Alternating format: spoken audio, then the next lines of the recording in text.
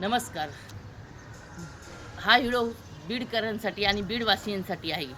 आपल्या बीडची कन्या डॉक्टर संपदा मुंडे हिचा फलटण जिल्ह्यामध्ये अत्याचाराला कंटाळून आत्महत्या करून तिचा जीव गेलेला आहे.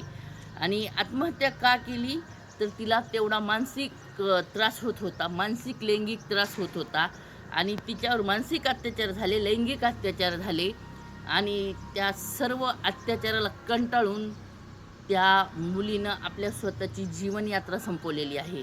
आणि ह्याला कारणीभूत सांगितलं जाते तिथल्या खासदारांचा PA, पोलीस काही आणि बरेचसे असे 2-4 लोक त्याच्यामध्ये सामील आहेत. आणि हे लोक इतके घाणेरड्या कृतीचे, त्यांच्या डोक्यात शेण भरलेलं होतं, शेण. एखाद्या लेक मातीला एवढा छळ करण्यापेक्षा करायची त्यांची हिंमतच कशी झाली. आणि हिंमत करतात हे लोक कायद्याचे रक्षक, हे कायद्याचे भक्षक झालेत. ज्यांच्यावर आपण विश्वास ठेवतो ना, आपल्यावर काही संकट आल्यावर आपण त्यांच्याकडे जाऊ शकतो. बाबा, आपण विश्वासाने पोलिसांकडे जातो की आमच्यावर संकट आले, आम्हाला मदत करा. पण ज्यावेळेस हे पोलीस, ज्यावेळेस हे कायद्याचे रक्षक स्वतःला म्हणतात ना, आम्ही कायद्याचे रक्षक आहोत, अरे हरामखोर आहे हो तुम्ही. कायद्याचे रक्षक नाही तर तुम्ही कायद्याचे भक्षक बनलात. आणि त्या एका मुलीचा तुम्ही बळी घेतलेला आहे. अतिशय गरीब कुटुंबातील ही डॉक्टर संपदा मुंडे आहे.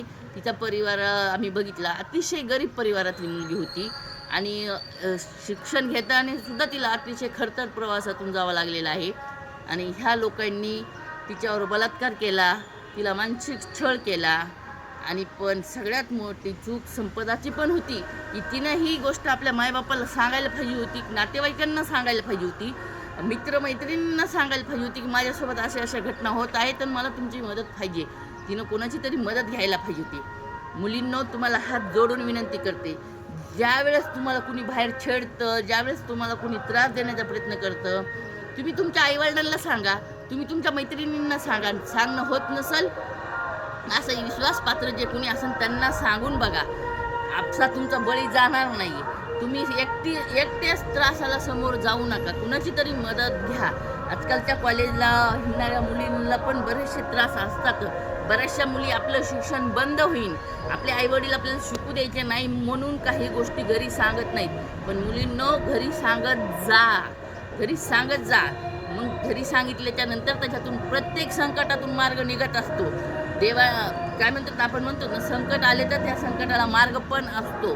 त्यामुळं तुम्ही सर्व घरी घटना सांगायच्या, घरी सांगायचं. बघा, आत्ताचं जिवंत उदाहरण आहे डॉक्टर संपदा मुंडे. तिनं जर घरी सांगितलं असतं तर बिचारीचा बळी गेला नसता, त्याच्यातून काहीतरी पर्याय निघला असता. हा सगळे व्हिडिओ मी खास कॉलेजच्या मुलींसाठी बनवलेले आहेत. आणि बघा, तुम्हाला सांगते, डॉक्टर संपदावर जो अन्याय झालेला आहे का, त्या अन्यायाला वाचा फोडण्यासाठी आम्ही सर्व बीडवासी उद्या एक मोर्चा काढणार आहोत. आणि जेवढ्यांना महिला मुली जेवढ्यांना शक्य असेल तेवढ्या सर्वांनी उद्याच्या ह्या आंदोलनामध्ये सामील व्हावं. आणि आपण म्हणतो ना की बाबा, की एक मुलगी, आपल्या गावची मुलगी, आपल्या मातीची मुलगी, ती डॉक्टर संपदा ही सर्व बीड जिल्ह्याची मुलगी होती आणि आपली सर्वांची मुलगी होती.